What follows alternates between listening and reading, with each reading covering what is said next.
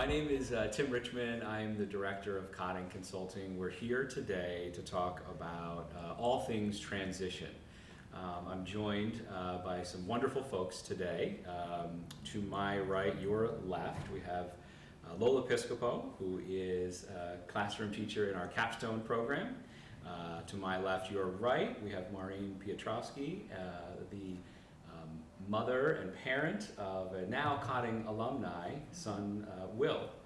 And then we also have Sejal Costa here, who is a director of our post-secondary pathways here at Cotting School. So again, we're talking all about transition and what's happening, and what that means for our students at Cotting, and what that transition literally looks like as we go from being a student at Cotting School to transitioning to that next stage in life. And so we're just going to have a nice little conversation, we said, right? Just amongst friends.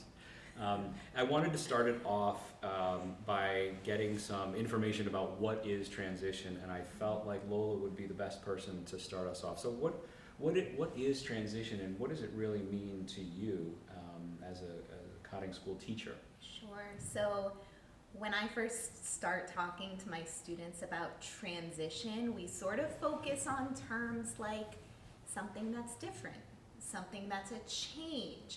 A transition is a shift in what's happening. And here at Cotting, there are a lot of different transitions. Some transitions are kind of small transitions, like transitioning from one class to another throughout your day. Or, transitioning, having a change in the bus you take to school. But then there are other really big transitions that we all might be thinking about right now.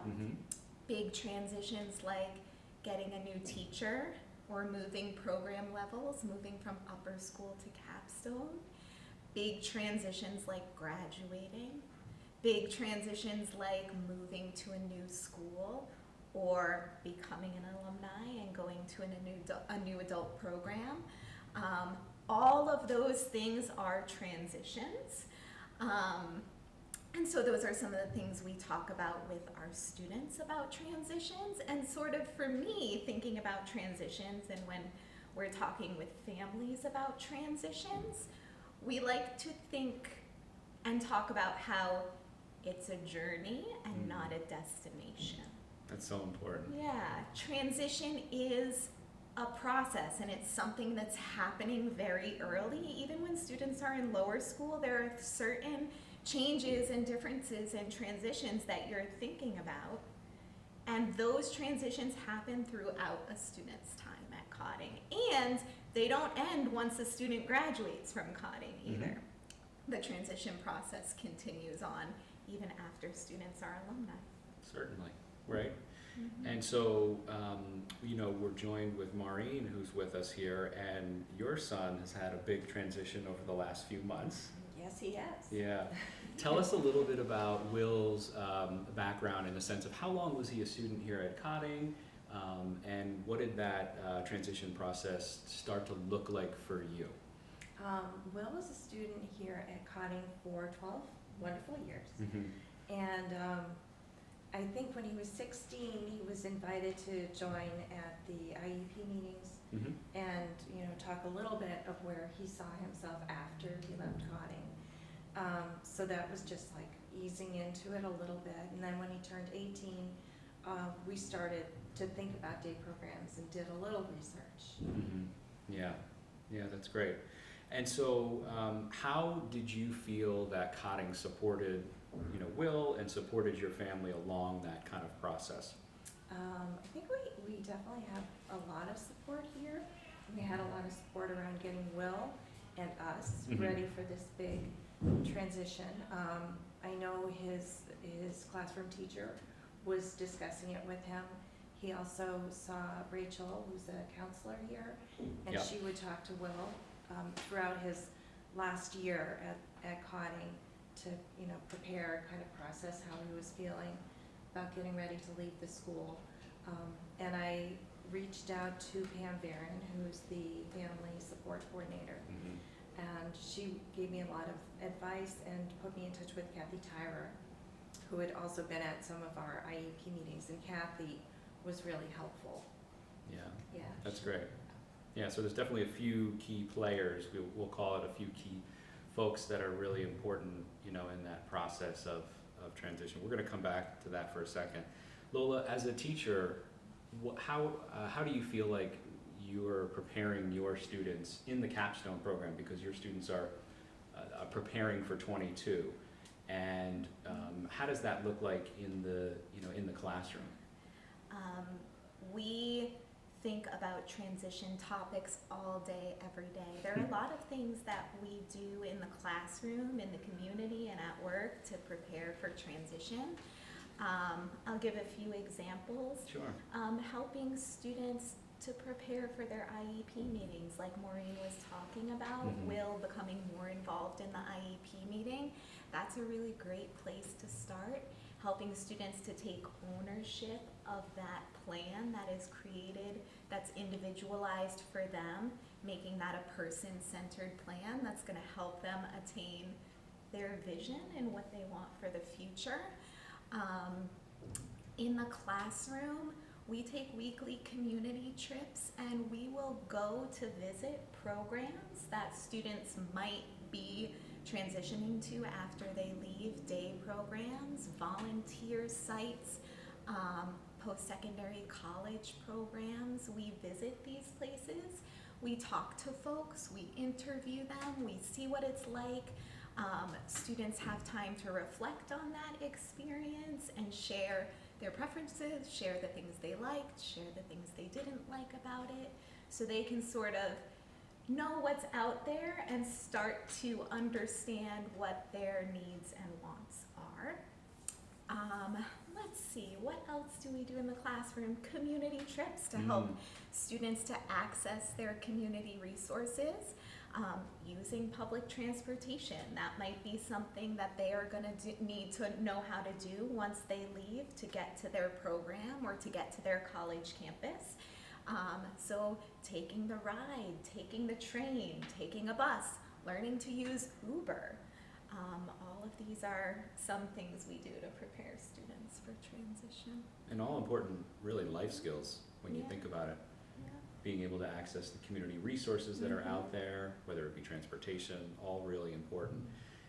So Maureen, let's back up for a second. So your experience with transition probably was a little bit different because we're coming out of the pandemic.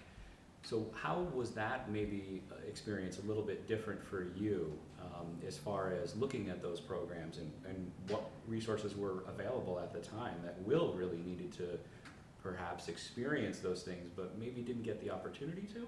Yeah, it definitely did impact us. We started in earnest trying to visit some places in the year before Will was getting ready to leave. And a number of places told us that they just were not having parents come in or, potential applicants come in person. And some were still closed to their own individuals who were part of the program. So we were very limited in what we could go visit. Okay. And so he had a choice of, did you say it was 2 or 3 or 4 programs at that point? Well, we had identified maybe, I think it was 5 that we were interested 5, in. okay. And I had already visited one. I know Will had seen a few over the years with Cotting, but it turned out that there was really one that was very responsive, an additional one that was responsive to us coming in. That's great. And to meeting with Will, and that did work out. That's great. Now, Sejal, tell us a little bit about, from, as a director, the curriculum or how we're preparing and what we're trying to do to evolve in our transition process here at Cotting. Great. Yeah, that's a very small little question. Only kidding. So, transition is an area that we've, really focused on supporting not just the student, but also working with the families as well, because it's not just a transition only for the student, it's for the whole family. And, we look at kind of the supports that we provide, and it starts as early as, inviting students for their IEP meeting right around age 14. It can start giving them resources and guiding them kind of through that guardianship process. Those are ways that we also, kind of help support. And then there's, as Lola had mentioned, we have a lot of the internal transitions, and then we have kind of this bigger transition that happens. And the things that we've been focusing on with our families and with the students, and kind of this is reflected also in the Capstone programming and starting in upper school as well, is, kind of the flexibility and that it's a change, right? And that it's not, and the change can change, so the plan can also change, right? It's true, right? It's a lot of changes, but there's nothing that's in cement, right? Yeah. It can always fluctuate, and we've been hearing a lot more of that, especially for families who are coming, experiencing this through the pandemic, where they might have started on one path, but they were forced to almost go on a different path because of the pandemic issue, and it's not necessarily a bad thing either, because it allows to open up the different possibilities of what's there. And again, these transitions are going to continue to happen. You might start in one area and then you might transition to another area, and it kind of keeps going. It's this concept that it's a journey, not a destination. As far as what we're kind of focusing on and looking at internally at Cotting is looking at some of the curriculum that we're using primarily in Capstone. We have a group working on really focusing on self-determination and providing resources and opportunities and kind of curricula for teachers that can be started as soon as a student and family start day one at Cotting all the way till their last day at Cotting. We're also looking at different forms of assessments and what is it that the next place, wherever it is, whether it's because they're graduating and exiting out from Cotting or because they might be looking at a different program, what is it that they need from us to help make that transition as smooth as possible? This might include, especially if it's that post-secondary transition, us supporting visits to that program or to a variety of programs. When I was teaching in Capstone, one of the things that we used to use community trips for was to go and visit programs, a variety of them, so that all the students could see the variety in types of programs and what they might look like, coming up with questions for themselves so that they could start experiencing it without their parents and having that opportunity to do it with their friends. So really trying to make as close of a bridge as we can and thinking about all the varieties of supports that we have and how beneficial they could be. That's great. That's where we're focusing. Yeah, that's really great. Now, speaking of programs, so where has, not necessarily the name of the program, but like where has Will landed as far as what he's doing now and how he's had to adapt with some of the changes that have happened? Will's in a program in a nearby town, and he's going 5 days a week. And one of the things that we really like with this program, they go out to volunteer frequently. And so Wonderful. it's not necessarily a work program, which would have been a challenge for Will, but volunteering is kind of a perfect fit. Maybe not as quite as much pressure to perform in a job. Right, Yeah. and then worrying about that piece of, do we hire an aide to, support him in a work environment if that's what he would need. So volunteering is great, and they're a very busy group. They're out 5 days a week with different trips, and That's great. that makes Will happy. That's good. So that's good. Yeah. And then how has he continued to access, some of the alumni resources? And I know maybe Sejal can talk about this as well, but how is he still staying connected with Cotting as a community? Oh, definitely. We were really lucky in the timing of when he left and he started at the day program. I think it was that first Saturday, there was an alumni basketball game. And Will was all over it. And he just walked right in. There was nothing better because they gave him a t-shirt right away and put him on his team. And he was so happy to be back in the gym and see his friends. So having that connection, be ready for him just to jump in and still be part of Cotting is really, really important. It's really wonderful. That's great. Yeah. Yeah, that's really good. A lot of, for folks that don't know or are watching, that when a Cotting student graduates, there is a pretty big ceremony for that, and there are pieces that they get to take away with them. And our AV staff is great about, and our teachers are great about putting together videos How has Will responded to that video? Will loves his video. I can frequently hear throughout the house, I hear the music, I'm like, he's watching his Cotting video. That's Because great. it's got little clips, from over time, his time here. Yeah. Yeah, so he absolutely loves that video.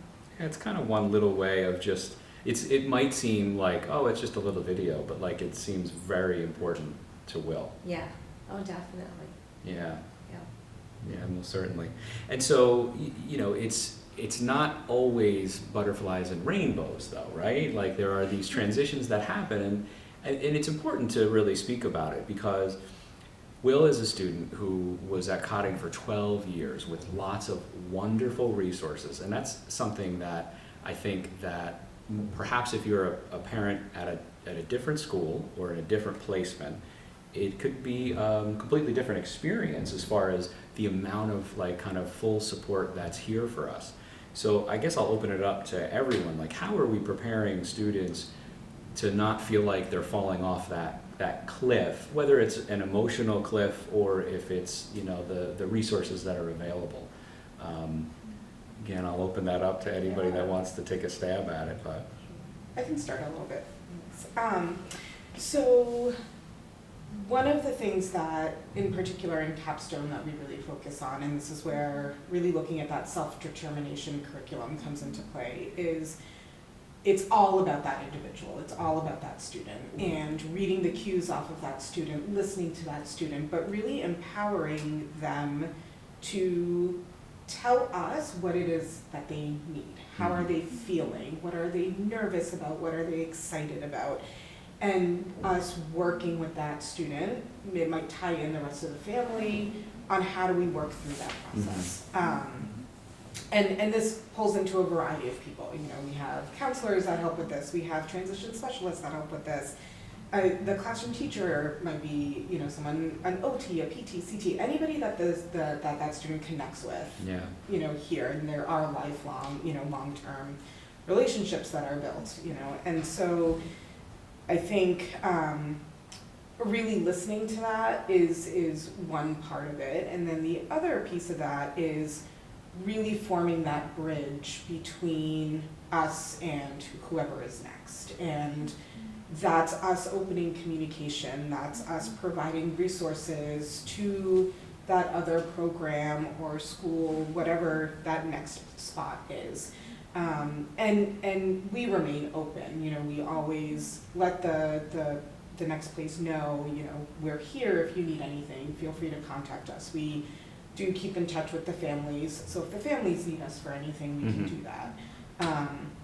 And we also bridge with the adult agencies as well. So oftentimes we might coordinate meetings to try and get everyone together, whether it's, the family or the district coordinator, whoever it is that needs to be involved in those conversations, we can help to play a piece of that. So Yeah.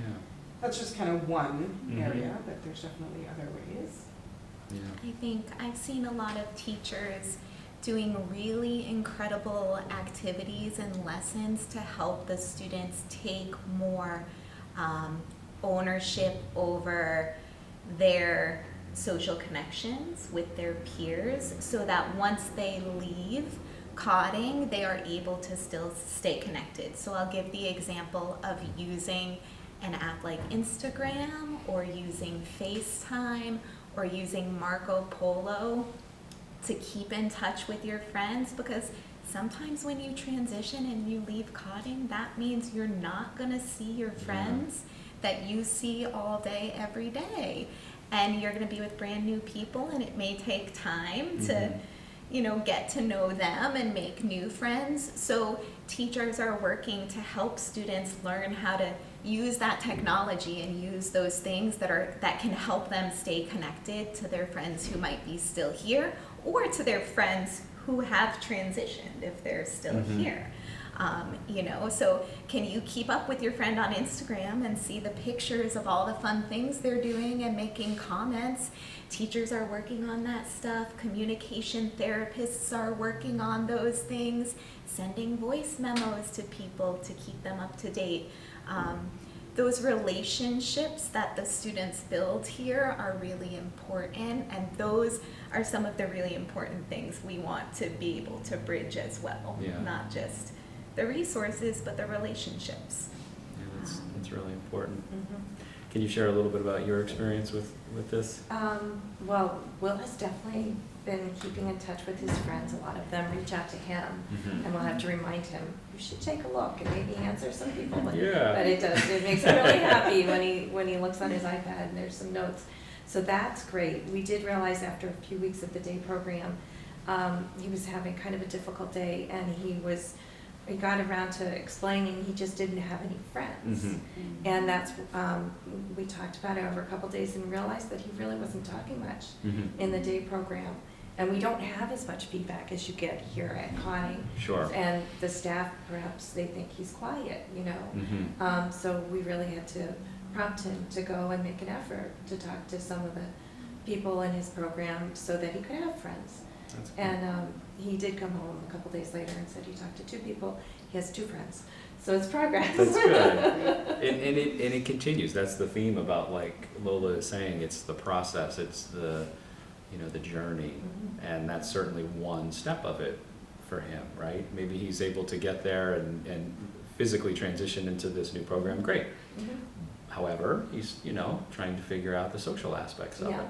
yeah, and he's Yeah. just he's been so supported here at Cotting, where, a new student comes into the classroom and is introduced Yeah, as this is a friend, so it's just very easy. that's great. Maureen, what bit of advice would you give a prospective parent regarding the transition process on, based on your experience, and you're kind of fresh with Will only being a few months out from Cotting, what advice would you give to a prospective parent? I think it's always important to talk to other parents, whoever you bump Mhm. into, whether it's here at Cotting or you're out and about. If you hear someone who's in a program, I think it's always wise to ask, do you Yeah. like it? So you can figure out which ones might be applicable to your child or young adult. And I didn't get too involved in the transition process too early because I wanted to be able to just enjoy having Yeah. my son here at Cotting. But also being a bit flexible, because especially during the pandemic, we saw some things just were taken off the table. Yeah. So just, had to look in other directions. Yeah, that's great. You seem like you were flexible with it, at least from what you're Yeah. conveying right now, and what I'm feeling Yeah. across the Yes, table. well, it worked out. That's great. So I guess I'll also open it to Sejal and Lola, if there's any other pieces that we should share, with folks as far as, about the process, any other kind of closing kind of remarks in the conversation. I think that I always like to talk with parents and remind them that we know it's a journey, right? And that whatever is going to happen after Cotting is not forever. Mhm. The place that you land is not the final place. And that's okay, and that's actually expected, because all of us, including our students, our young adults, our children, ourselves, we're always growing and changing and learning new things. So even if a place that you transition to right after you graduate is a great place, that might not be the forever place, because you're going to change and be ready for something new or something Mhm. different. And I think that just thinking of it less as a final destination can help to relieve some of the anxiety about it. And so that's really how I like to Yeah. think about that transition. That's a great message. Yeah. Yeah, I think, having the experience of looking at transition from a classroom teaching lens, and also now as the director of post-secondary lens, I think there are a couple of themes that have stood out, and it's the flexibility, it's the understanding that it's a journey, and also just talking to people, whether it's other families, whether it's even people here at Cotting. and any time, you know, we are here, we're happy to help support, whether it's because we have the answer or it's because we might know of a resource that we could, you know, send to anybody's way, you know. And I think, you know, of course, the earlier to start engaging in those conversations, the better,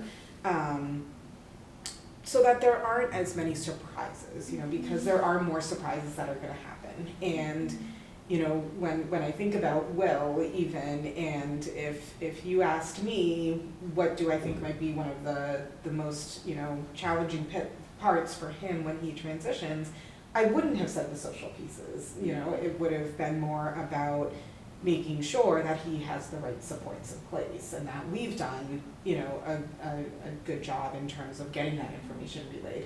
And some of it is because I think here he is very comfortable. You know, he's been here for 12 years. And so, you know, that level of social interaction is not new for him. And so it you know, when I was hearing that, I was like, wow, that's not what I necessarily would have anticipated as part of it. And so, you know, but the more that we just engage in these conversations as a community, as families, I think the more, you know, you can never get enough information. It's always changing. It's always, so many people have such different experiences. And that's one of the nicest things about the transition process too, is that it's a similar goal, but everybody's story is a little bit different, and how they navigate it is really different. And it's just about using kind of resources around interpreting. That's great. Very good. Yeah. Well, I'll just sign off and say thanks so much for joining, everyone. And if you did have any questions on this conversation about transition, feel free to reach out to Sejal. Yep. She'd be happy to answer any questions that you had, even as a prospective Cotting School parent, family. We have lots of great resources that are available, and all of our staff is always very welcoming. So thanks so much for joining us.